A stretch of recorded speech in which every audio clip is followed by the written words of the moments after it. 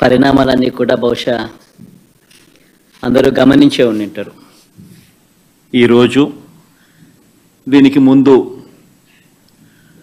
30వ తారీఖున జరిగిన పరిణామాలు కూడా మీరంతా గమనించే ఉంటారు.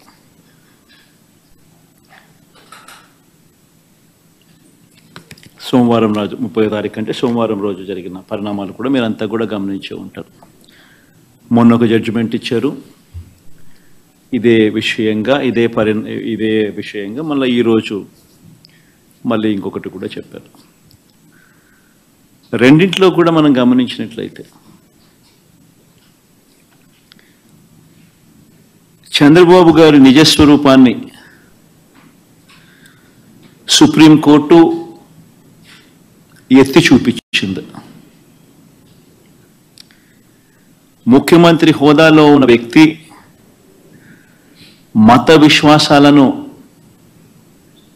ఎలా కావాలని రాజకీయ దుర్బుద్ధితో ఎలా రెచ్చగొడతా ఉన్నారో అన్నది సుప్రీంకోర్టు అర్థం చేసుకుంది. కాబట్టే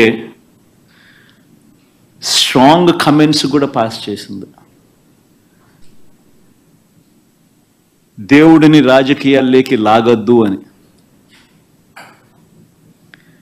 పొలిటికల్ డ్రామాలు చేయొద్దు అని స్ట్రాంగ్ కమెంట్స్ కూడా సుప్రీంకోర్టు పాస్ చేసింది.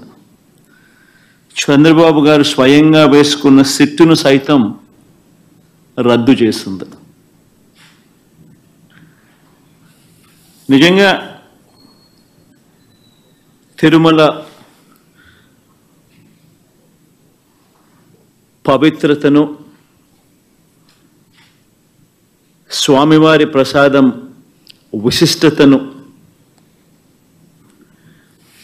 నిజంగా రాజకీయ దుర్బుద్ధితో కావాలని అబద్ధాలాడి జంతువుల కొవ్వును సైతం వాడి లడ్డూలు తయారు చేసినట్టుగా, ఆ లడ్డూలను తిన్నట్టుగా, పంచిపెట్టినట్టుగా తిన్నట్టుగా అసత్య ప్రచారంతో ఏదైతే ముఖ్యమంత్రి చంద్రబాబు నాయుడు గారు తిరుమల లడ్డును, వెంకటేశ్వర స్వామి విశిష్టతను, తిరుమల ప్రతిష్టను ఏ రకంగా అయితే తాను అపవిత్రం చేశాడో వాటి అన్నింటికి సంబంధించి గత కొద్ది రోజులుగా సాక్ష్య ఆధారాలతో సహా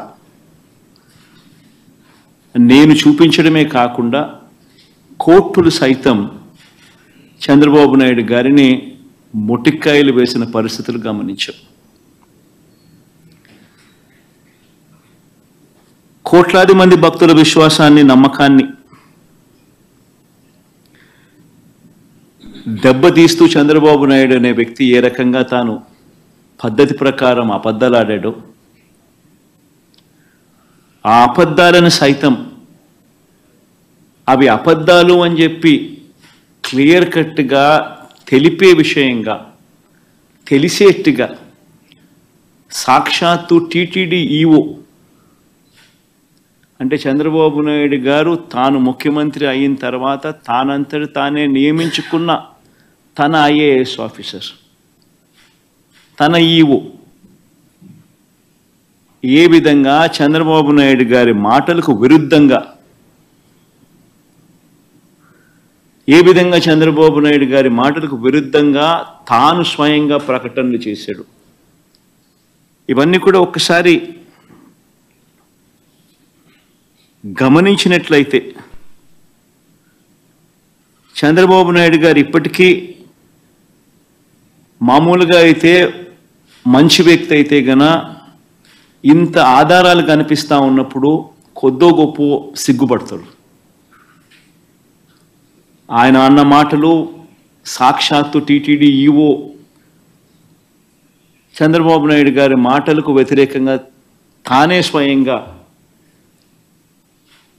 చెప్పిన మాటలు, ఇన్ని సాక్ష్యాధారాలు కనిపించినప్పుడు మామూలుగా ఎవరైనా కూడా దేవుడి విషయంలో తప్పులు జరుగుతూ ఉన్నప్పుడు, తప్పులు చేసినప్పుడు దేవుడు అంటే భయము భక్తి కాస్తో కూస్తో ఎవరికైనా ఉన్న వ్యక్తి ఎవరైనా కూడా ఒకవేళ ఉంటే ఆ భయము భక్తి ఎవరిలో అయినా కూడా ఉంటే పశ్చాత్తాపం అనేది ఎక్కడో చోట రావాలి.